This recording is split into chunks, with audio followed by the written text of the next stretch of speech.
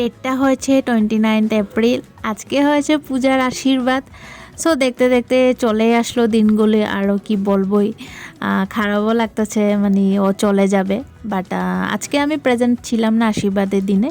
So পুরো ভিডিওটা আমার একজন বোন করেছে, তো তোমাদের সঙ্গে শেয়ার করছি। So hello everyone, welcome back to Deeps blogging. কেমন আছো তোমরা সবাই? আই হোপ সবাই খুবই ভালো আছো। আজকে কিন্তু এতই বৃষ্টি দিচ্ছে। সো ওইদিকে বলে ছেলের বাড়ির সবাই এসে দাঁড়িয়ে আছে।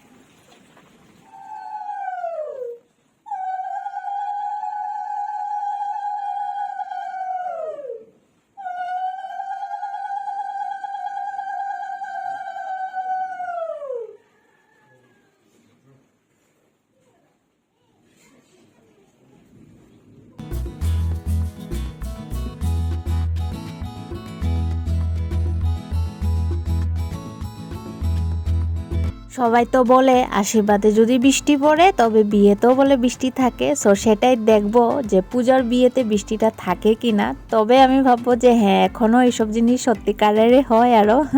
সো ওইদিকে তো পুরোহিত মশাই নিয়ম শুরু করে দিয়েছে, তারপর সবাই পূজাকে আশীর্বাদ করাটা শুরু করে দেবে পুরোহিত মশাই নিয়ম হয়ে যাওয়ার পর।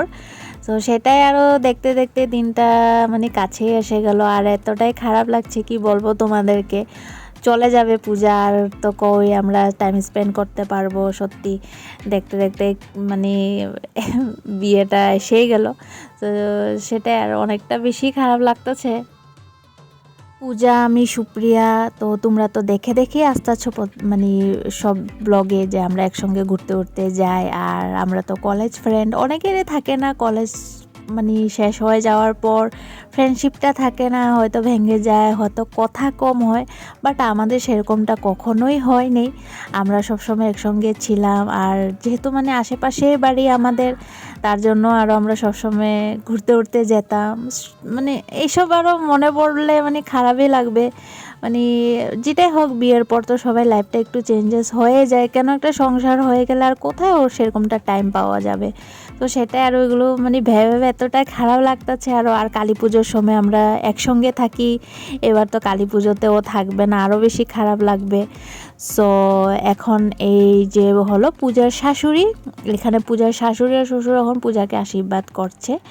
আর পূজার শাশুড়ি পূজাকে আশীর্বাদ করে অনেক, আর শাশুড়ি শ্বশুর আশীর্বাদ করে, এইজন হয়েছে পূজার শ্বশুর। তো সেটাই বলতেছিলাম, আশীর্বাদ করে পূজাকে অনেক সুন্দর একটা গলার দেবে, অনেক সুন্দর হয়েছিল গিফটটা। সো সেটাই। আর মানে এখন তো একটু ওয়েদার মানে ঠিকই হয়েছিল, বৃষ্টি দেওয়াতে অনেকটা প্রবলেম হয়েছিল। সো এই যে পূজার শাশুড়ি এখন পূজাকে দিয়ে দিল এত সুন্দর গিফটটা। তোমরা দেখতে পারবে পূজা পরে গলাতে লাগাবে। আর এখন শাশুড়ি শ্বশুর আশীর্বাদ করে নিয়েছে, আর আরেকজন ওর আই থিঙ্ক কাকি শাশুড়ি ছিল নাকি। সো উনি আশীর্বাদ করবে, আর উনার আশীর্বাদ হয়ে যাওয়ার পর তারপর করবে এখন পূজার বাবা, পূজাকে আশীর্বাদ করে নিচ্ছে। সত্যি এইসব মোমেন্টগুলো এতটা খারাপ লাগে না দেখলে, মানে কি না মেয়েদের জীবনটা কি যে মানে সেটা আরও খারাপ লাগছে এগুলো ভিডিও দেখে আরও। তো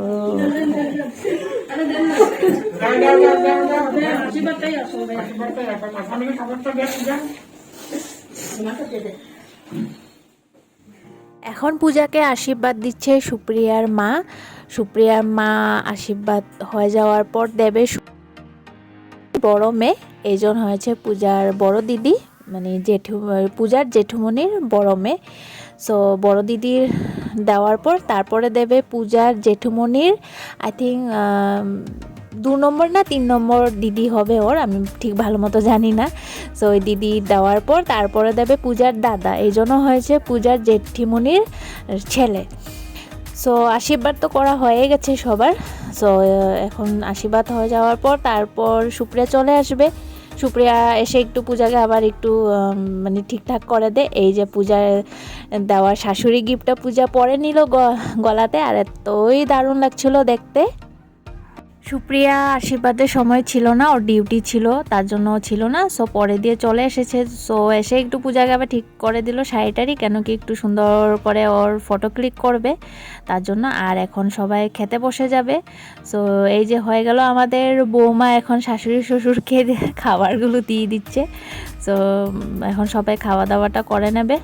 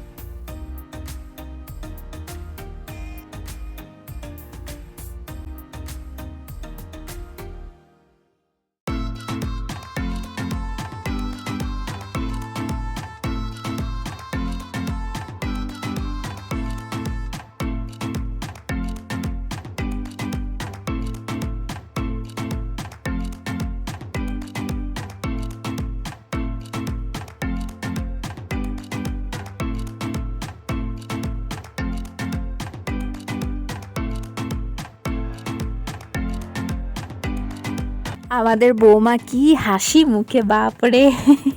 সেটাই, ঠাকুর যেন ওর মুখে হাসিটা সারা জীবন এইভাবেই ফুটিয়ে রাখুক। আর তোমরা সবাই আশীর্বাদ করবে আগামী দিনগুলো যাতে পূজার ভালো হোক, তোমরা সবাই আশীর্বাদ করবে ওর যাতে মঙ্গল হোক, আর সবসময় যাতে ও ভালো মতোই থাকুক। সেটাই, এখন তো সবাই চলে যাবে আরও।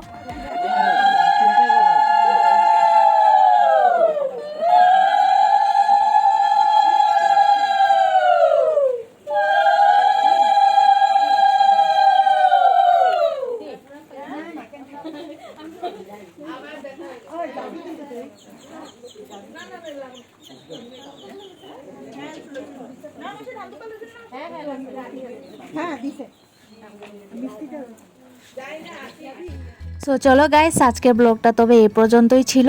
আর পূজার বিয়ের ব্লগ অনেক জলদি তোমাদের সঙ্গে শেয়ার করব। সো চলো, আজকের ব্লগটা যদি ভালো লাগে থাকে, so please do like, comment and please subscribe to my channel. তো দেখা হচ্ছে আবার একটা নতুন ভিডিওতে। ততক্ষণের জন্য তোমরা সবাই ভালো থেকো। Bye bye.